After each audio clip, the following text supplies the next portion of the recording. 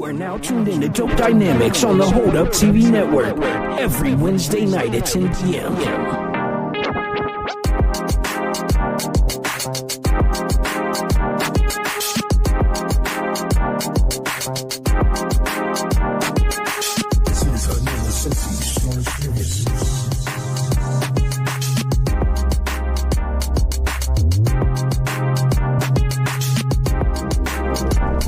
Yo, it's your boy DJ Sensi Star, only on the Hold Up TV network.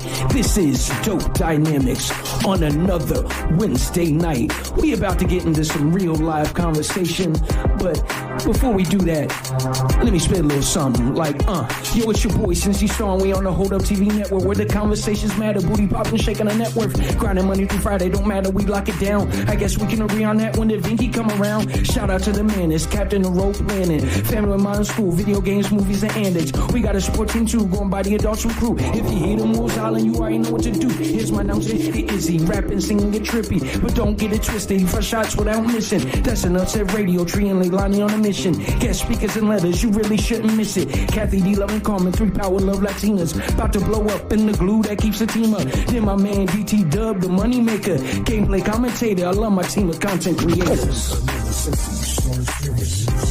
Yeah, y'all know what it is. DJ Sensi Star, Da Vinky, Princess Bex, Steve, real name, no gimmicks, only on the Hold Up TV network. You know we do this dope dynamic things every Wednesday night. If you don't like what we got to say, politely see yourself out the motherfucking door.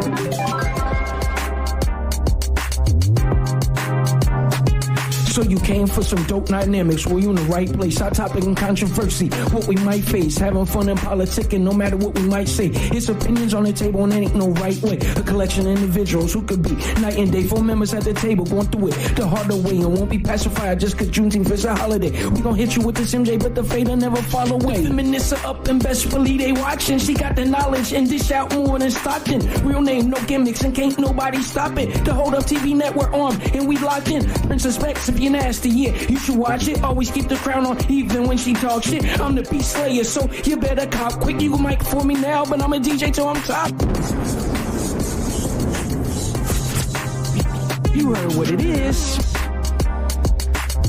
We are now just moments away from Dope Dynamics, exclusively on the Hold Up TV network. You are now listening to DJ Sensi Star on the Hold Up TV network.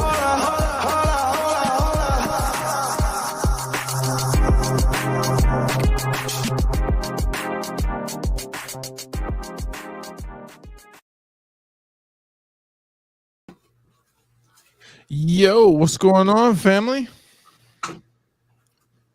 What is going on, y'all? What is going on? You're here and you're tuning in to another episode of Dope Dynamics, brought to you by DJ Sensi Star. I am your man, Steve, real name, no gimmicks, and we are here also with our amazing sister, the Pink Princess Bex, host of Pillow Talk Thursday nights, 10 p.m. on the Hold Up TV network. Make sure you like, share, and subscribe this video. We appreciate all the support. Shout out to DT Dub jumping in the chat.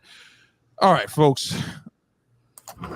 I'm gonna jump right into it because this is something, we did Dumbing Out last night. We got super ignorant last night. You know what I'm saying? Had a great time. And I didn't want to bring this topic up last night because, Dumbing Out is supposed to be a very jovial, cavalier opportunity for a Sensi Star and myself to just make fun of, the world. And Bex was there and she joined us. She made her premiere on Dumbing Out. Definitely got to have her back, on Dumbing Out because, well, she just said some funny shit. But I didn't want to talk about the tragic death of PnB Rocks being killed in LA at Roscoe's Chicken and Waffles a couple of days ago. Are you guys up to speed? What are your thoughts before we get into what we're going to be talking about tonight? I wasn't aware of who he was. Like I just found out about it maybe like a few days ago. Okay. Yeah, so I was a little bit more familiar with his music. Not a big follower, but I was familiar with some of his songs. Found out about it when it happened. Actually, it learned most of what I know about the dude on academic show, which I believe aired just a few days before this incident happened. Yeah, that's and so same. You know what I'm saying? Like I'm not up on a lot of the new music. I rely on Sensely heavily for that stuff. And I didn't catch the interview with DJ Academics, but I know that while he was on Academics, I caught a hot clip. He had talked about being in LA and a couple of brothers pressing him then.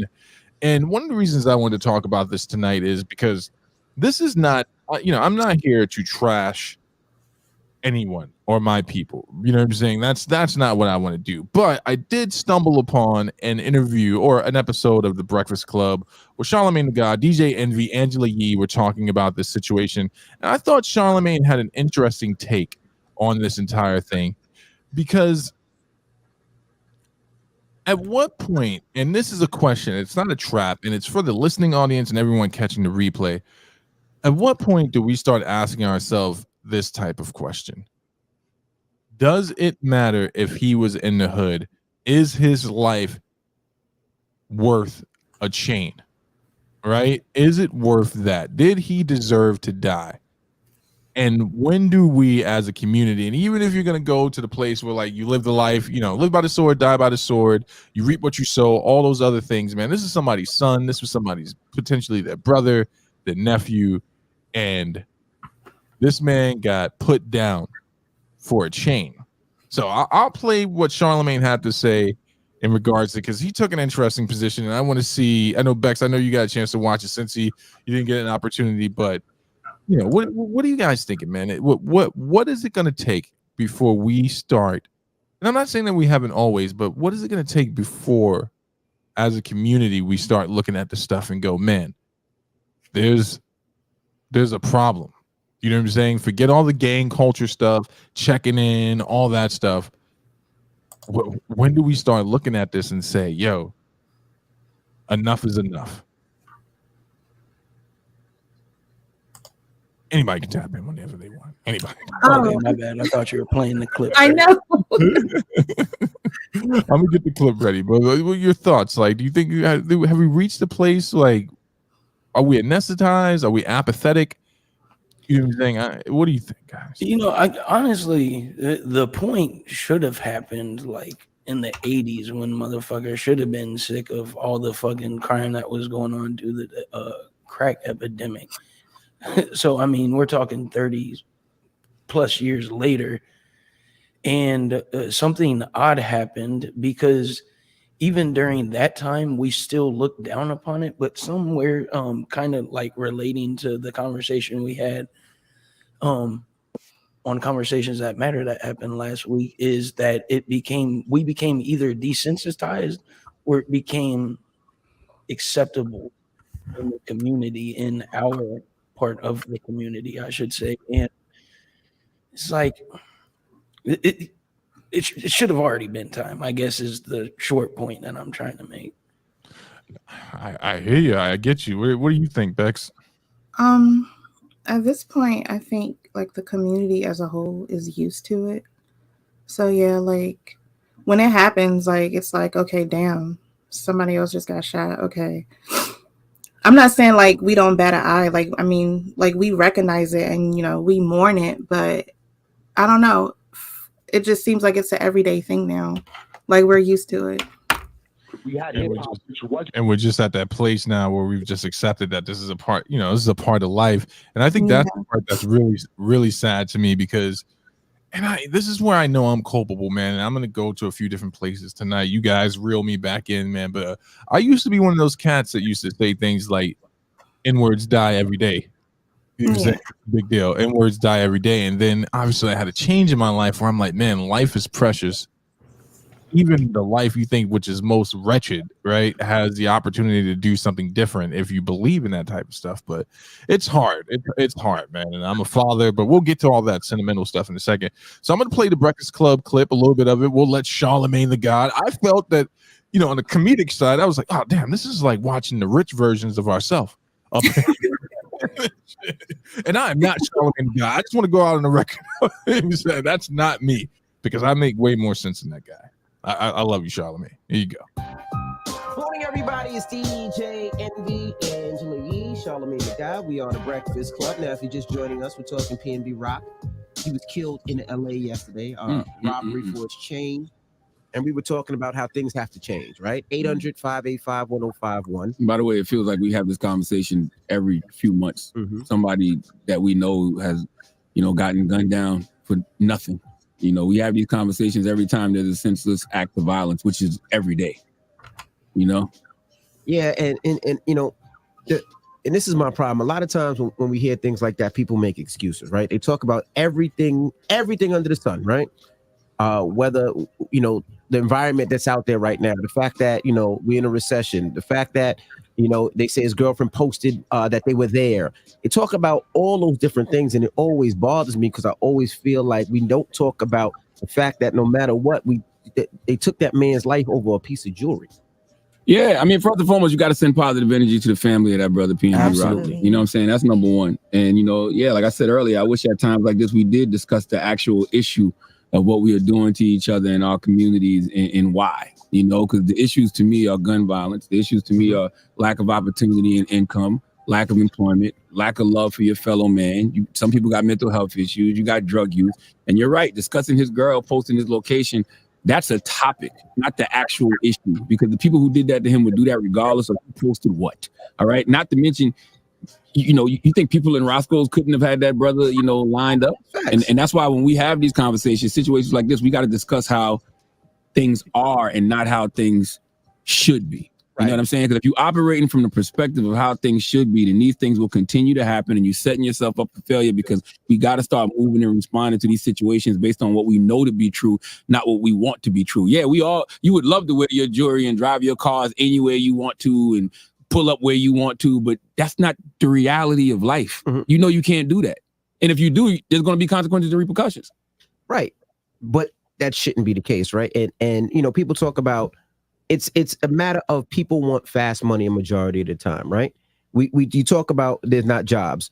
Just a couple of months ago, Angela reported that there was so many jobs and people didn't want to work. Because a lot of times people want fast money. They don't want the grind of starting from working at fast food, or the grind at working at Target, or the grind at working at Walmart. When they see somebody walking around with $100,000 chain, and to them it's like, oh, I could just take this chain right here. Yeah, that's my year's salary. Yeah, but that's not the mentality that we need. Sometimes also these people that are doing these things aren't even necessarily people who are starving.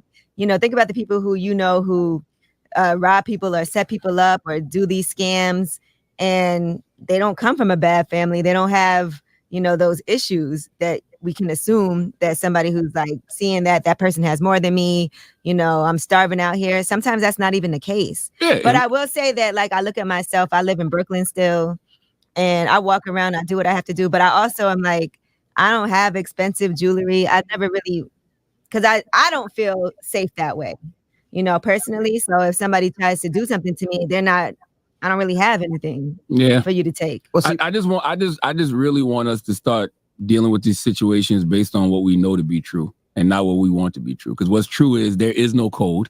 There's never been a code. Folks are ruthless and cutthroat and will kill you if you have something they want. It's just that simple. We got inflation through the roof right now, poverty through the roof. The gap between the haves and have-nots is greater than it's ever been. So you factor in that with lack of income, like I said, and lack of education, lack of community support, and then people just being plain evil. And you have a generation of people who don't know how to balance what they are seeing every day on social media versus what they are dealing with in real life. All of that is a recipe for disaster. Envy, you talk about people not wanting to take the long route. Why would I want to take the long route if I get on social media and I see people just holding up stacks of cash and everybody looking like they got rich overnight? Why do I got to take the long route? Because it's the right thing to do. Like, it is. It's it's easy to rob. Well, I'm gonna say it's easy to rob somebody, but yeah, that's the easy route to go rob somebody, get something. But that's the right thing to do. Work for what you got. Like, I tell a story in my book where, I think it was like 10 years ago, 11 years ago, 12 years ago, 13 years. I think it was like 13 years ago. Somebody robbed me. All right. Robbed me in the city. And now this is another thing. The first thing when you get robbed is to fight back. That's what I did, right? I fought back and I chased the kid and I caught the kid that robbed me. The kid that robbed me actually won the lotto a week before. I think it was like he won $80,000 the week before. But it was an opportunity that he felt. He seen me. He thought I was slipping and he robbed me. I chased him and I caught him. But the thing is, he just had $80,000. There was no reason to. He didn't need the money. He wasn't messed up. He wanted more. He was driving an X5. Well, listen, you know what's so funny? But that's the problem. He did not want to work for it. But he felt like this was the easy way, and he was going to try to do it that way. You know what's interesting? What you said is absolutely true, right? But you're saying to yourself, why would he rob me if he just won $80,000 the week before? That's what people would say about brothers who be in the hood with all their jewelry on and those big cars. Why are you in the hood with all this jewelry on and all of these big cars? You have no reason to be here. Same reason that guy had no reason to rob you. You had no reason to be there. I just want to know, why do we continue to put ourselves in harm's way? And if you do want to be in the hood, why aren't you with security? All right, and that's the part I wanted to get into right there, right? We can jump back and forth, but that's what I wanted to get into right there. So Charlemagne the God is saying, like many people are saying, why are you stunting? Why are you flossing in the hood? So you guys know how I would get down. If it was me and Charlemagne the God, I'd be like, okay, Charlemagne, let me give you that, right? Why is the brother flossing and stunting in the hood, and you want us to deal with things as they actually are and not the way we want it to be? Knowing me though, my next question is, hey Charlemagne, let me ask you a question. Is that a worldview, or is that your approach to life in every scenario where a person could be in a dangerous situation? Don't put yourself in dangerous situations. Because I don't feel like Charlemagne the God would have that same approach if he were talking to a woman who was worried about being accosted by men. Now, I'm saying this is conjecture on my part. I would love to challenge him and ask him that question. Would you look a woman in the eyes and say, hey, you need to dress differently. You need to be aware of your surroundings. Don't put yourself in dangerous situations. Because if that's your worldview, deal with things as they are, not as we want them to be. Cool. That makes a lot of sense. But that only seems to be applicable when we're talking about someone being in the hood, quote unquote, stunting. Would he say that same thing to a woman? Because if you're not, then guess what's the next words out of your Uncle Steve's mouth? My favorite term. You're not being consistent, and you have a type of bias where you don't want to apply that to everything, right? Now, I'm the type of cat who would not stunt in the hood. You know what I'm saying? I'm not that type of cat. But also, I'm the type of cat who will not live in the hood again.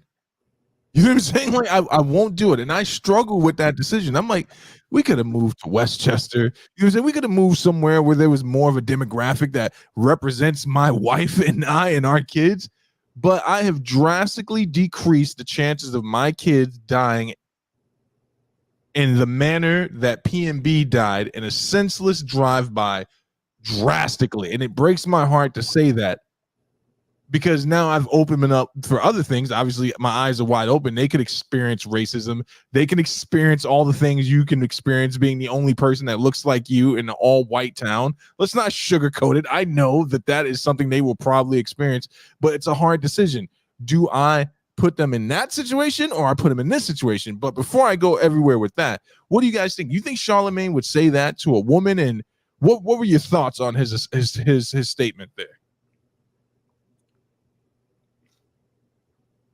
You're muted, my sister. My bad. No, I don't think he would have said that to a woman. When he said it, I didn't really, until I listened to it a second time, I didn't think that he was like applying it to everything. You think that he was applying that to everything? I think so. I think that for me, listening to it, that's the only way you can apply it. If you're saying we need to start to deal with life, not this circumstance, right? We need to start dealing with things the way that they are versus the way that we want them to be. That sounds like a broad statement encompassing life in general. You know what I'm saying? And I'm not. My point is not to, what is the word I'm looking for? It's not to minimize the threat that women face on a day-to-day basis, right? I'm just saying you wouldn't say that to a woman. You know what I'm saying? I don't even believe he would even say that to a black person who is going into mixed area, different areas outside of their demographic, right? I don't think that he would use that same thinking, Yep. I mean, I agree. Shout out to YouTube. This is the second time in a week that we've had a show that almost got kicked off the air. Well, What One of happened? them did. Yeah, they actually just violated us for a second, but they put us back on. Oh, really? Yeah.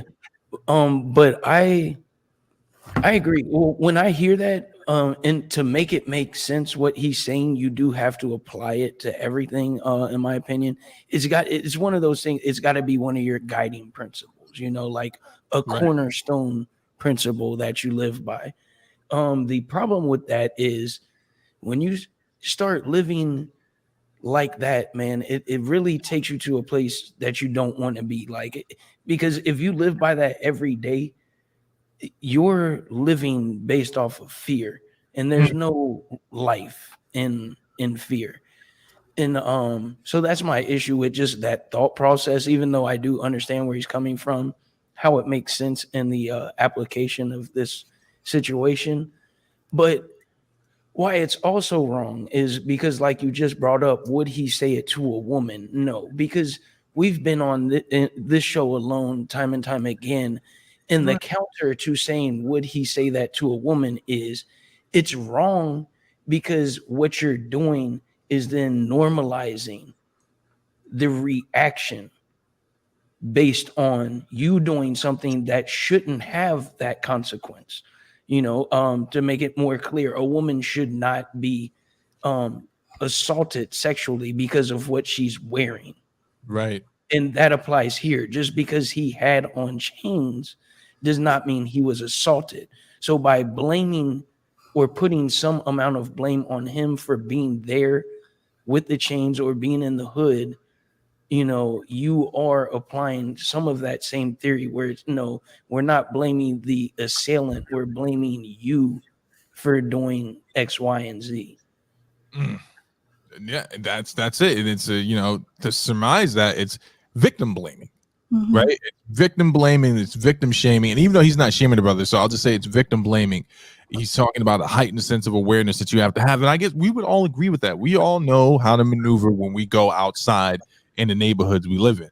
But I believe, to say that we got to accept life as it is, okay, let's work that all the way through.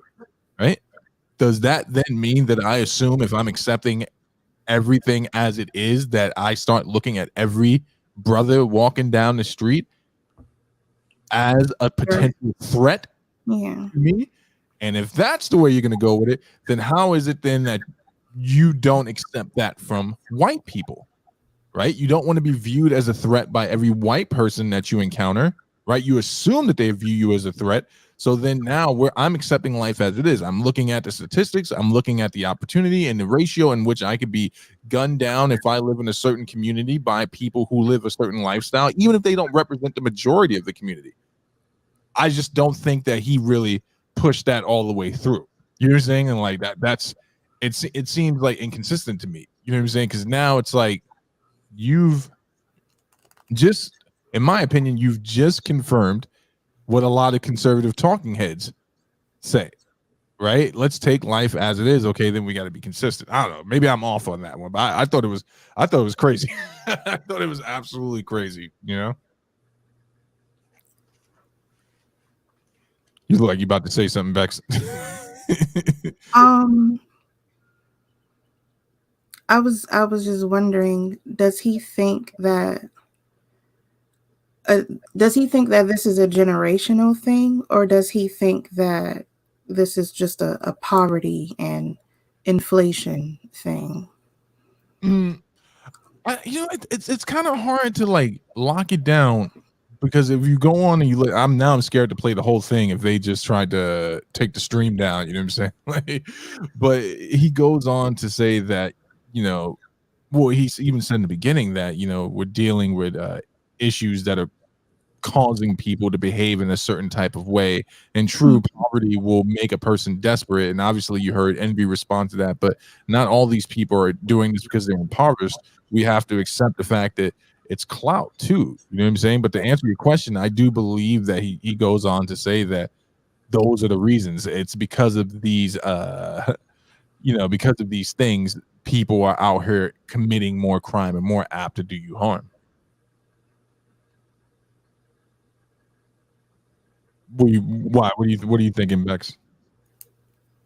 I think it's a little bit of both. Okay.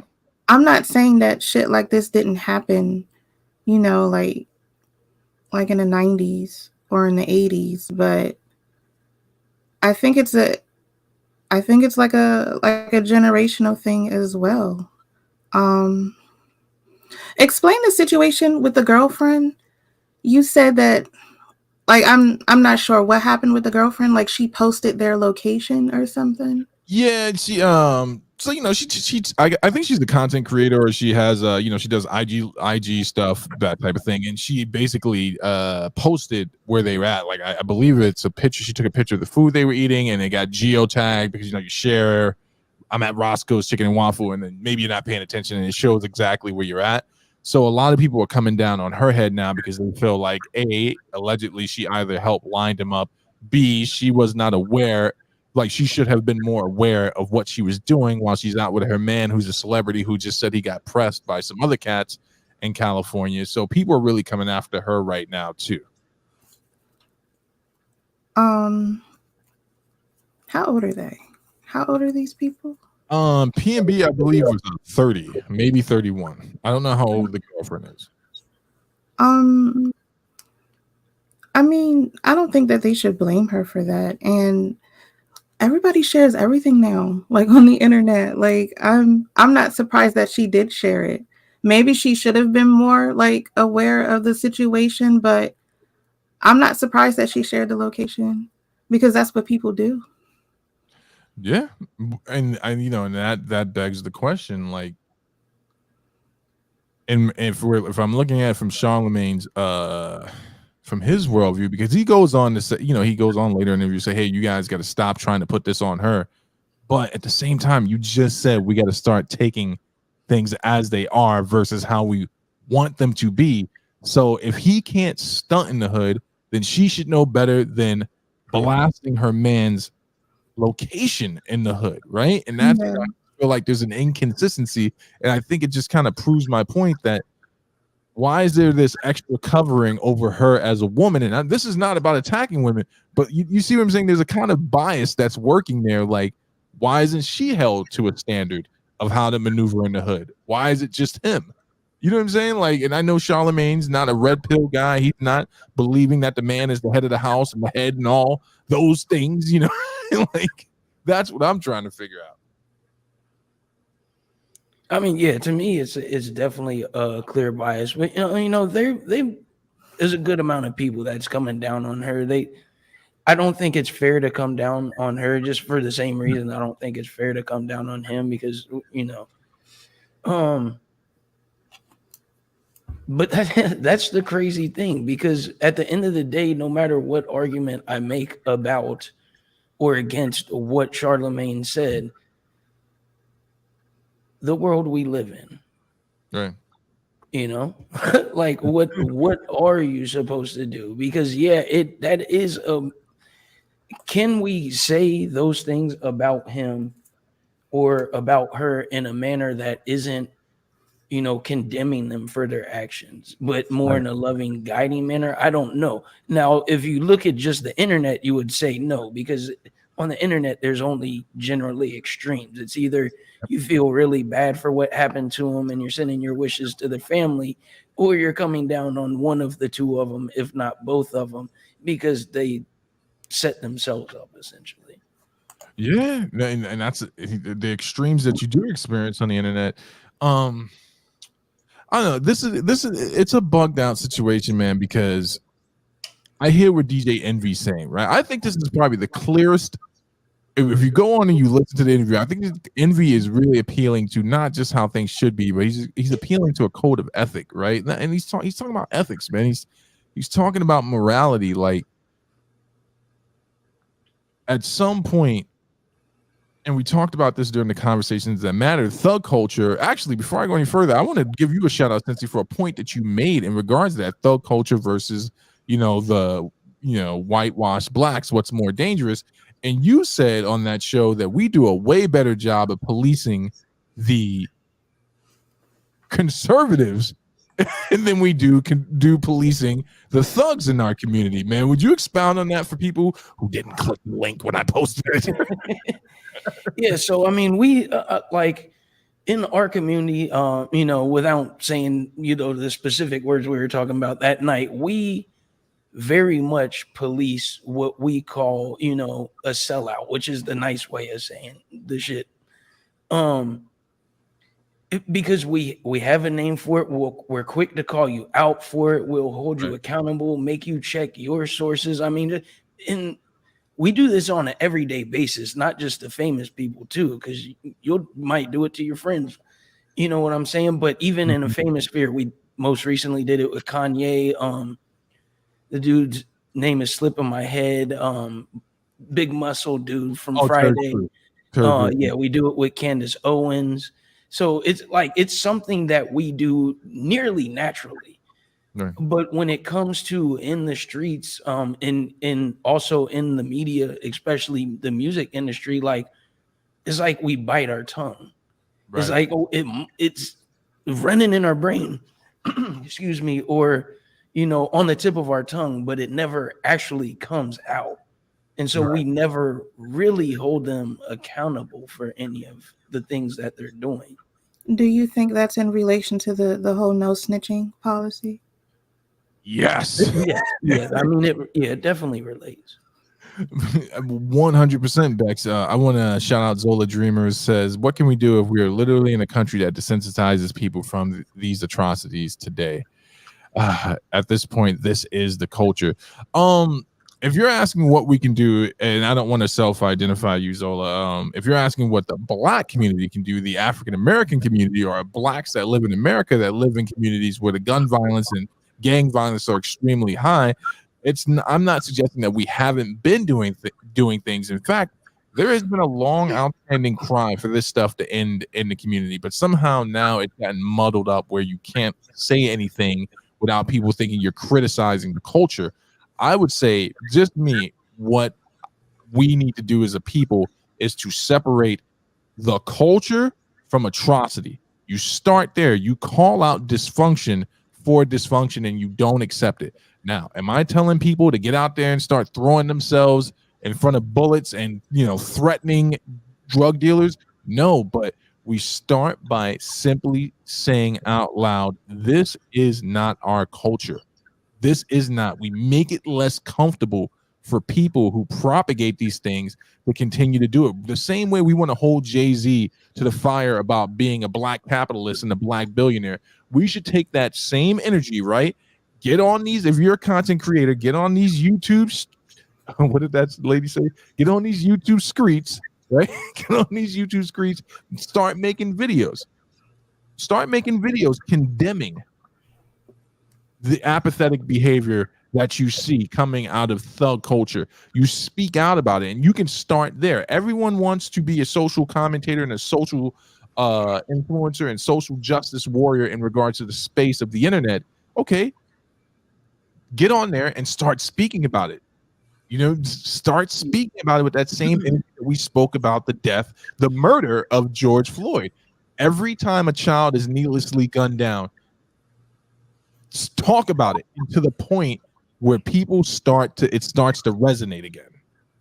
Yeah, and this I'm glad that got brought up, because this is one of those things, you know, that the comment you shared by Zola where we have disagreed on that. And you know, like I've shared before, my feeling is that it did become a part of the culture, just like she shared. And at the same time, I don't have an issue sharing your belief in what the resolution to that is where you have to disassociate that from being a part of the culture. Yeah. You and I are in total agreement about that. Our disagreement about Chicago was in regards to policing. And I would even say that's a hard disagreement. I would say that my stance on policing is that we should not allow people to be police who don't understand the high calling of which it is to be an officer. The same thing with being a lawyer or a doctor, or if you're a public defender. These are jobs where you want people who believe in the high calling of this station, not the guy that's like, you know, it's 2 days, you know, I ain't got no job, let me go be an officer, and he doesn't pass the screening. DT Dub TV says Chicago's still a war land. How do we deal with that? Same thing, Berlin and DT Dub. In my estimation, man, we have to make it unacceptable as a community that this can't stand. That doesn't mean that I'm saying that everyone has to become a religious person. That would make me happy. If you all fall down on your face and accept Christ as your savior, then yeah, that would make Steve's life much grander. But we can all agree that murder is wrong, right? No matter where you come from, what worldview you have, murder is wrong, whether it's senseless or not. Let's start there. The community needs to bind itself together and start forcing out these negative forces. Go ahead. Okay, so we do that in the community. What about rap culture, like in the rap game? I know they were talking about like rap traits, like earlier. I mean, later on in the video, like the chains, the jewelry, all of that. That's been a part of the rap game for a minute now. So, what are the steps that we need to take to, do that in rap culture? So here's the thing, man. This is in my estimation, this is going to be a hard pill for people to swallow, right? I'll just say it. At a certain point, we got to start looking at quote unquote gangster rap, drill music for what it is. Like, is it positive? Is it serving to better us, or is it helping to desensitize us? And then every person is going to have to come to a conclusion on that themselves, because I don't think we can hide behind this is art representing the streets. Okay, but even Tupac was talking about unity. But we got to get out of this schizophrenic thing where it's like it's just art. No, this art is representative of a cancer in our community. So same thing for me. My answer would be you'd let your dollars speak. You know what I'm saying? You let your dollars speak. Stop supporting people that put out music that says it's okay for you to line someone up, to kill someone for something. We hold them accountable. If you're going to hold Jay-Z accountable about being a capitalist, your next post should be about rappers that are talking about gunning down black people in the streets. What did you think about his comment about the whole security thing? And he was like, if you can't afford to protect it, then you shouldn't be wearing it. Okay, yeah. Again, this is the thing, right? I'm listening to that, and I'm like, okay, y'all would literally, if we were on a call with Charlemagne right now, y'all would literally have to stop me from like losing the argument because of how angry I was at that. Because again, I'm like, I would ask him, I'd give him a chance. I'm like, one, Charlemagne, hashtag. Remember, you started this. You made that statement. That's the first thing coming out of my mouth. Second thing is, does that standard apply to every other situation? If you can't protect it, you shouldn't have it. So does that mean if you can't protect yourself as a woman, you shouldn't have the things that make you feel good as a woman? Yeah. I guarantee he would be like, no, that's a false equivalency. Like, no, that's your view, though. So is that only applicable to street culture, or is that only applicable to men in street culture? Because at the same time, does that mean if a man can't protect his woman, he shouldn't have a woman? Or are you going to take things as they are? That was my immediate thought. There's an inconsistency there that isn't worked out. She got me tight, got me hot.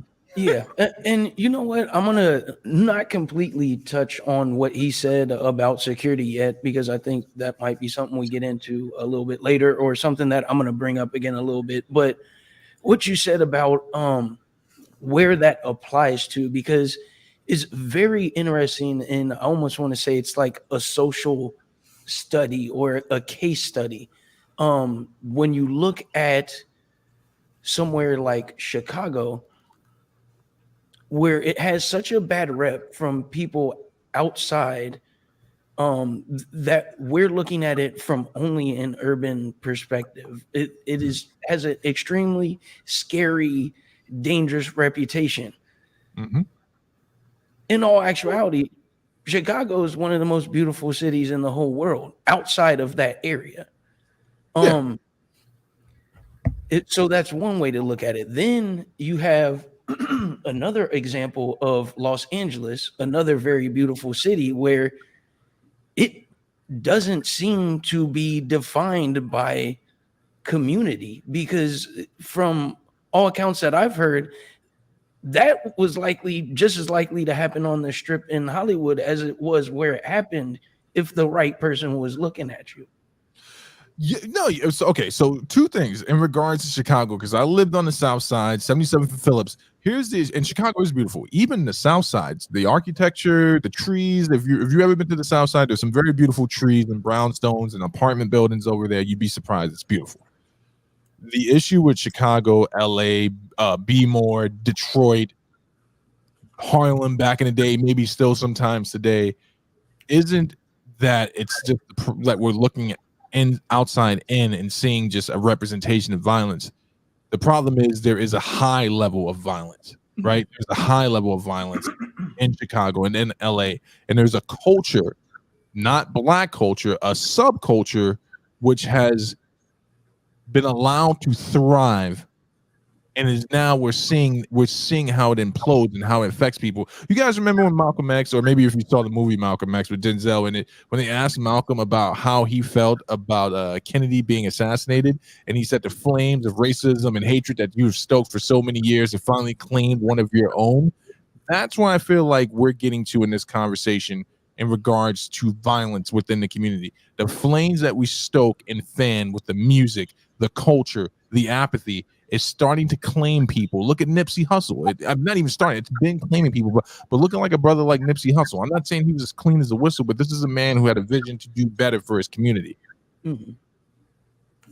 You know what I'm saying? This young man, obviously, PnB is not a friggin' civil rights leader, but the fact that there's a conversation going on that he should have known better, maybe he should have, but let's not take the attention off of what is causing this. And like I was saying to you and Alvin the other night, man, yes, there are a lot of factors in regards to poverty, systematic racism, generational poverty, but at the same time, it's not about pulling yourself up by your bootstraps. We're not going to correct the wealth gap anytime soon. So does that mean we don't look at how to correct the violence? Because I think of the two of those things, there's a better chance of us correcting or making headway in violence within our own community. And we can't just say that you can't pull yourself up by your bootstrap. We are not going to be able to address that issue, the wealth gap, until we start addressing the issue of how not to kill each other, right? And it's not just rappers. You know what I'm saying? There are babies being gunned down in the street, and they weren't even the intended target. Let me jump on the chat here real quick. DT Dub says, why do you think people aren't saying we need to put a stop to this on YouTube? There are people saying it on YouTube, but it's just content creators. Like, it's, you know, you got guys like O'Shea Du Jackson, other people, but I don't think enough people are talking about the right portion of it, which is we need to be exposing the criminal element within our community as loud as we expose corrupt police. Go ahead, Bex. I'm sorry. Do you think Black people as a whole have the discipline to get this issue under control? I think we don't. The elders today we don't have the same elders that we had, you know, like in the 50s and 80s and the 70s. Like, as a whole, can we really get this under control? Yeah, I think so, if you're asking me, because we may not have those elders, but there are people in my generation who were exposed to those elders, right? There are people who ethically know right and wrong, and the people who do know right and wrong have to be willing and courageous enough to at least say, wrong. This is wrong. This is not correct. We should not stand for this, right? Now, let me put my money where my mouth is. I promise you, Jesus is my witness. If someone said, we are doing a rally walk through Harlem to end unnecessary crime within the community, I'm going to that rally, right? I'm going to that rally, and that's a cause I'm going to get behind. Not to grandstand or do any of those things. I ain't posting no black squares, but whatever you need me to do, boots to the ground. If you're saying that this is going to help talk to young brothers, any of that stuff, I'm there, because this is more than just social conscious. It's about us not wiping ourselves out. How can we compete when we're fighting infighting, even though that's not all of us? So to answer your question, yes, Bex, I do think there's enough of us. It's just, do we want to get back into it? That's mainly what I would taxing. But go ahead, Cynthia. I mean, and that goes back into like, okay, yeah, there is enough people, but like Steve said, do you want to get back into it? That goes along with, how many people just accept it, how many people are cool with it, because at the end of the day, you could start a revolution, but if the people you're trying to revolutionize don't want to be a part of it, then what does it really matter anyways? You can have enough people to start a revolution, but the people you are trying to save, if they don't want to be saved or don't see the error in the way, then they're not going to be. I agree with you. Zola Dreamer says you want to pull the community together, but you forget there's always those certain whitewashed blacks that can see that can't, I believe is what you meant to say, see beyond their own selfish perspective. Okay, so those people obviously are not showing up, but this presents the conundrum. Just because those people exist, does that not mean the people who do care should not wade in, right? Because if we're talking about community, then we've already established that there's a standard. So if the standard for the community is that we love each other, right, or at least we wish no harm to each other, we want the betterment, the community to be bettered, then that's the standard. So anyone that's willing to adhere to that is in the community. It doesn't matter if they married outside their race. It doesn't matter if they went to an Ivy League school or if they were born with money as an affluent black person. The minute you commit to the standard in love that I am going to give to in bettering this, that is the community. So that means we have to start looking at who is outside of the community, Zola.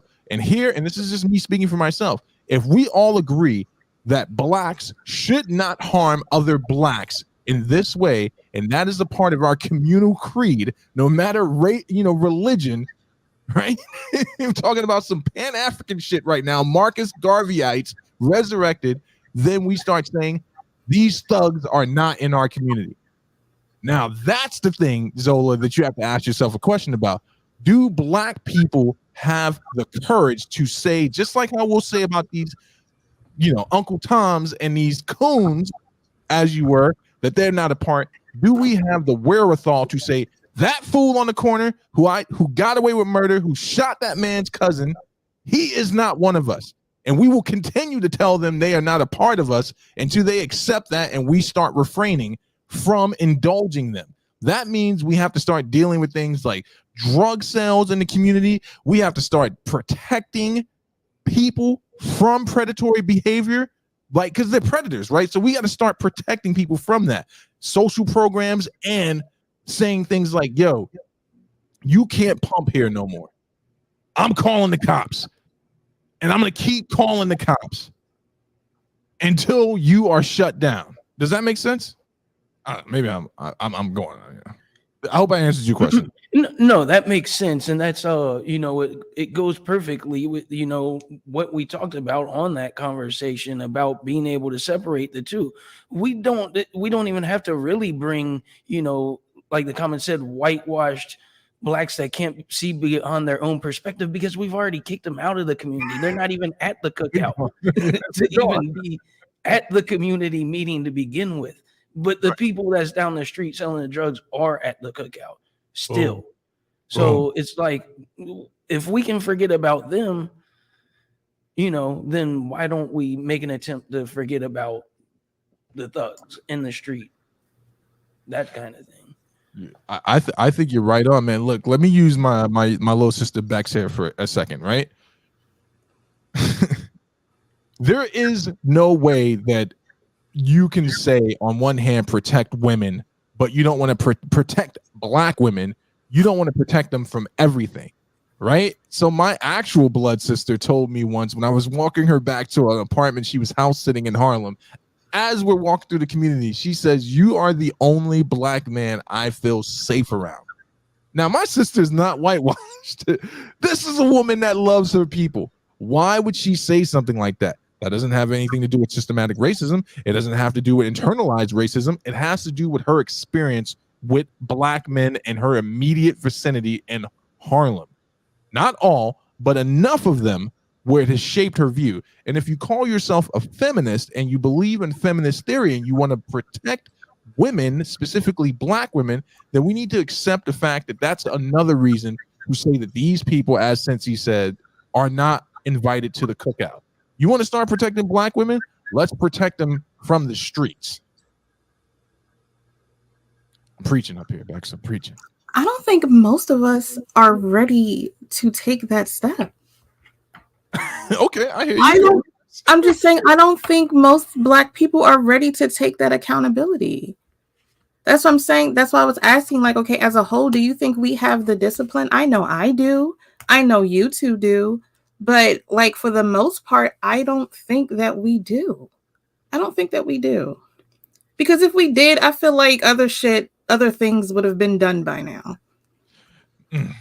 I hear you. I agree with you. I think okay, so maybe we don't have the discipline, but we can start taking the steps towards having the discipline, right? You know, you guys have heard me remiss over the greatest tragedy I think ever was how much faith I had, and this is no disrespect to him. I'm trying to stay consistent with the intervention you guys had with me last night. All right. You notice I'm drinking coffee, right? Right. I'm not screaming, I think. Let me speak my ASMR voice. Umar Johnson, right? Let's just look at Umar Johnson without the, how we know him now. I don't agree with his theological worldview, but I agree with his assessments as a clinician. I agree with his approach in dealing with trauma within the black community and addressing trauma in the community and thinking about tangible steps to deal with trauma, because trauma is a clinical term, right? People could be experiencing trauma they've experienced trauma, lack of fathers, fatherless homes, maybe a mother that had to work a lot, maybe they had an abusive parent. You're dealing with the trauma of growing up in the hood, trauma of not having enough. But the only way to deal with trauma is through tangible solution-based therapy and helping a person learn how to cope. So then you have a person that's saying, hey, we need to deal with this trauma as a community and giving us something, steps to deal with that. But the problem is our leaders, as of late, to me, in my estimation, don't walk the walk, right? Mm-hmm. But we do need a leader, and this is where this is coming straight from the hip right now. I do kind of miss the tribal portion of the elders, the culture that we lost coming from Africa. I miss that portion of the grandparents holding the highest position in the black community and having authority. You know what I'm saying? But we've lost that. And so to answer your question, Bex, maybe we're not disciplined enough. But as we become elders, all we can do is transmit this information to our children and to other people's children and work with like-minded people. Yeah, absolutely. And that goes along with and even this comment that just popped up goes along with something that I've mentioned before. Like, when we stand up for something, it's never going to be for the impact that it's going to create in our lifetime. Because when we start this, the steps toward accountability against the thug culture, when we start the steps of developing community-wide discipline to create a safe environment, that's only ever going to be achievable generations from now. Generational trauma, that's an extremely broad topic, so I don't want to go too far off of this. But yes, it can be passed down, but it cannot be fixed in one generation, because you're talking about generations of trauma. It's going to take generations to fix. So the stuff that Steve and I and the other people listening or tuned in and Bex eventually maybe that you teach your kids or that you want to see change isn't going to change in your lifetime. You're going to be lucky if it changes in their lifetime. Right. No, that's a good point. DT Dub says, are you saying that because you say that black people joke around too much, Lex, aka Bex? No, I'm not saying that. I'm saying that once you've been lingering in shit for a certain amount of time, you're no longer gonna smell it. You know what I mean? Yeah, no, Complacent, and they are content enough with where they're at right now. and I agree with you, Cincy. Let me not be, and I agree with you, Bex. Let me not be the guy that thinks, okay, well, a portion of this, obviously, the way you hear me speaking is because I have a Christian worldview, so I believe that people can have a drastic change. But let's say I wasn't a Christian. I believe in the therapeutic process and an individual basis where people can change. Right? I've seen it, rehabilitation. People have turned their lives around. I've seen guys who've done double digits in prison learn how to live a different life, with therapy. So to answer Zola's questions, do I believe that generational trauma can be passed down? I do, but I take it a step forward. Just because something can be passed down does not mean that we should not confront it, right? We should not confront it. My form of defeating generational trauma, I come from a family that has been knee deep in the streets for years, and the way I'm dealing with that is I am not normalizing that behavior for my children. Right. And I don't want to normalize it as I represent myself in the world. And that's something that I've been taking a harder look at. You know what I'm saying? Like, just, cleaning up my speech, cleaning up the way I approach other Black people. You know what I'm saying? Like, and just because it's easy to say that, you're my brother, but do I treat you like a brother? Right? Do I treat you like a brother? Do I treat you with respect and believe that inherently that you are deserving of respect and deserve to live? And that's how I'm breaking down generational trauma.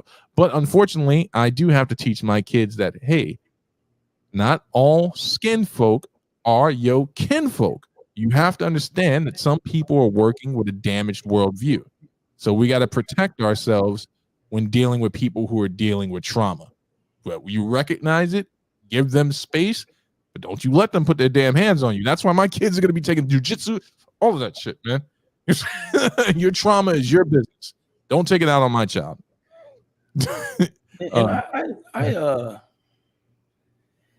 I like what you shared right there, because you very much can take a person who sees one way and they can change. Like you said, for example, the person that did the time and came out a much better person. But when we're talking about community, we're talking about not just an individual. So in order for that person to go through that change, whether it was from within themselves or they went through a program, therapy, something that requires on a community level an extensive amount of resources and time, whether it's trauma-based therapy, whether it's better education.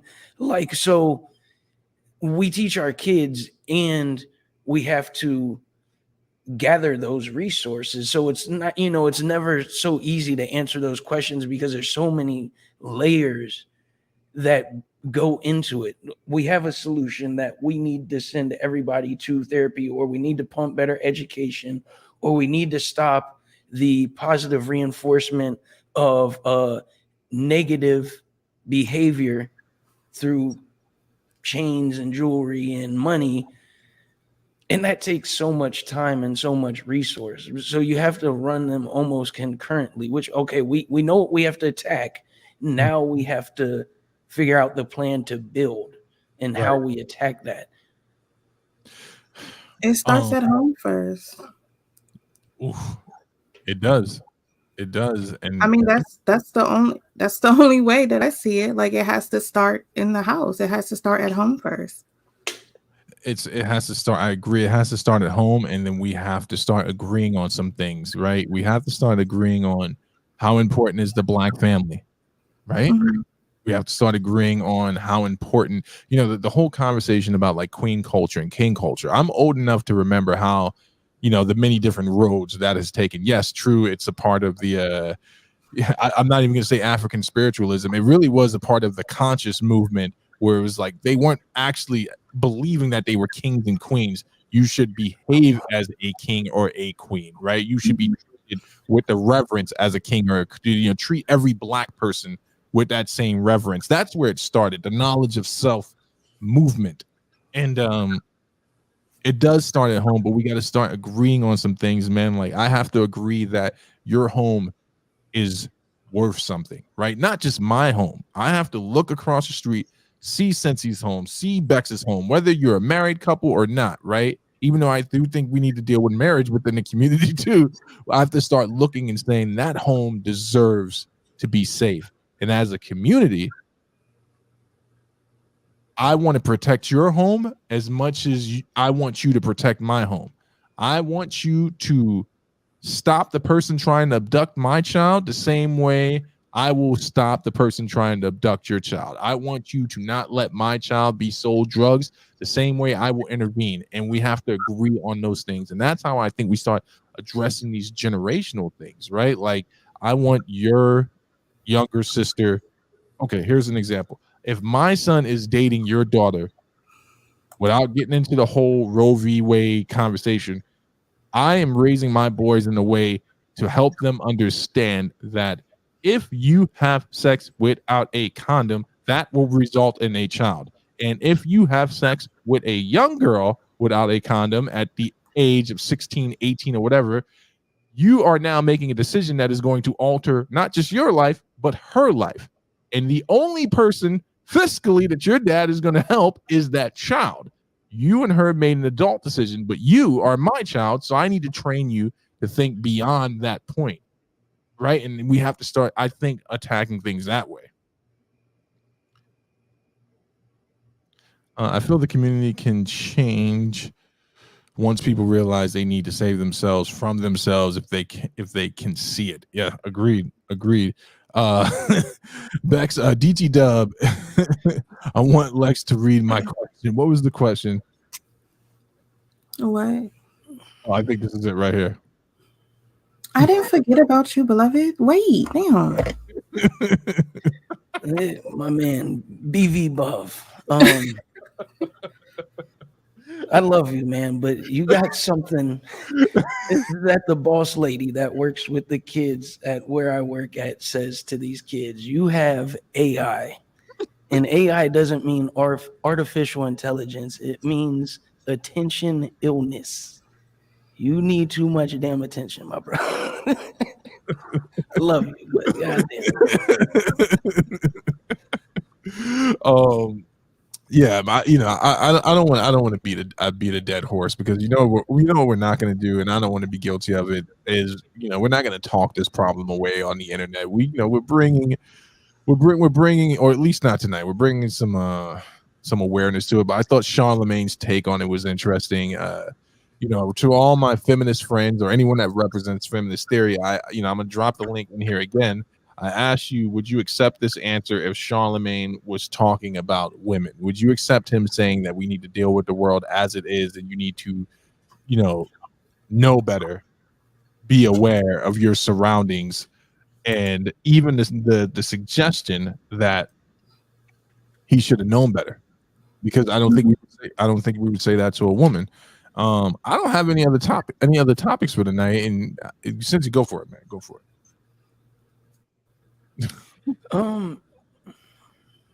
Damn, and I just had it. Since he definitely wants to talk about the Bible, no, that's me and Sensei's private time, right? No, we will not make fools of ourselves. The two old fucking drunks arguing on religion is not what the people need to say. It might be the reason the fucking Hold Up TV blows up, but it'll also be the reason we sold our souls for it. The only thing stopping me from going full conservative is full conservative commentator on YouTube is because I don't want to have to deal with Bex and Sensei making exposed videos like, oh, I know this motherfucker. Don't you buy that bullshit he's saying. I mean, if you're bringing in the cash flow to the Hold Up TV, who am I to judge? See, that's what I'm talking about. Bex said. I know we pretty much. First, let me give a shout out to that episode we did, the Conversations That Matter. Like, if anybody tuned in, if you have not seen the whitewashed blacks versus thug culture episode, you need to see it, because there are a lot of great valid points that were brought up, a lot of great views, perspectives, and opinions that were shared in that episode. And it's just a great episode. I think anybody would enjoy it. But if we're claiming the end of this conversation, I need to go on a rant about something right now. If that's all right with you. Yeah, you just go for it. Today, I had a conversation with my cell phone service provider, Verizon Wireless. I asked them, and I don't mind saying this publicly, I asked them for an extension on my payment that I was going to make. They told me because I waited to the day I waited to ask for the extension, they wouldn't give it to me. And then we got to the point that when they finally sent me to financial services, the financial services sent me to an automated message that told me that they would not give me an extension and then hung up the phone. So I started getting pissed, right? I started doing math, all types of shit. I was letting the dude on the fucking chat on their website have it, and it's not even his fault. You're going to get this work. At the end of the day, I have to take away my business from Verizon on principle because I did math. For the 16 years that I've been with Verizon Wireless, I have spent $49,000. This is not a joke. $49,000. And I asked for an extension. And you can't give it to me because I asked for it on the day the bill was due. 16 years, almost $50,000 later. You know what's crazy about Verizon and Sprint, right? And shout out to Mixcloud. What's crazy about these places, right? These companies, right? They won't give you an extension, right? But they'll double bill you. And then when you say, hey, you double billed me, instead of reversing the charge because I need that money back as quickly as you took it, they're like, oh, we'll credit it. And I'm like, no, you're not listening to me. Because if I call you day of to get an extension, you're not going to give me that. You billed me day of twice, and now you're saying, well, we're going to take care of you next month. No, I need you to take care of me today. Don't give me any nonsense about, well, depending on your bank, it will tell you how quickly the funds. No, you took it out. You put that shit back in there right now, or you issue me one of those Visa cards that you give out when I get a new line. I want it today. I need the money back today to pay bills. I agree with you, man. But here's the problem, man. What are our options? I thought Boost was going to be the thing that saved us in Metro PCS. Man, they didn't went the same way. They did, and they work with the police. Which, you know, the opposite of our conversation, that was a dumbing out comment. I apologize. But not for real, though. Y'all can't have my fucking location. Don't record it and send it to the fucking man. And I'm not paying $70 for the cheap version of T-Mobile service when T-Mobile only charges $80. You know, just give me the real shit at this point. And I got to get the ugly phone too. I can't even get the. I remember when Metro PCS and Boost came out. I can't get the same Android as. I got to get the Ixel, not even the Pixel. You know, I get the ugly version of it. Same thing with Mixcloud. Bex, I don't know if you know this. Me and Cincy have been in a very long email thread with Mixcloud over $75, and I backtracked. I was like, man, how long have I been going through this? And I realized I've been arguing with these people since July about $75, right? But you know what they've done every month without missing a beat? They took that $15. There was no problem with currency exchange or anything like that. Then they were like, oh, thank you, we'll take that. Right? And that's my issue with this shit. I'm looking for a platform where we can thrive, right? For a minute I was thinking maybe we'll move the whole shit to Rumble, and then I read their fine print, and just like Verizon, Rumble was like, yeah, come here, free speech, all that. You say what you want, no worry, no consequences, but we own your content. That doesn't sound okay. They're gonna repossess Bex when they like, hey, you didn't pay for your bandwidth bill, so we're taking one of your co-hosts. It's so ridiculous how all that fucking money adds up, though, because like it's like you said, what am I gonna do? I've had to have multiple lines for so long. I mean, it's 2022. Like it's possible to live without a cell phone, but the thought of living without a cell phone is so ridiculous that it's almost unfathomable, if not unrealistic, not to have one. So yeah, it just blew my mind. Like that's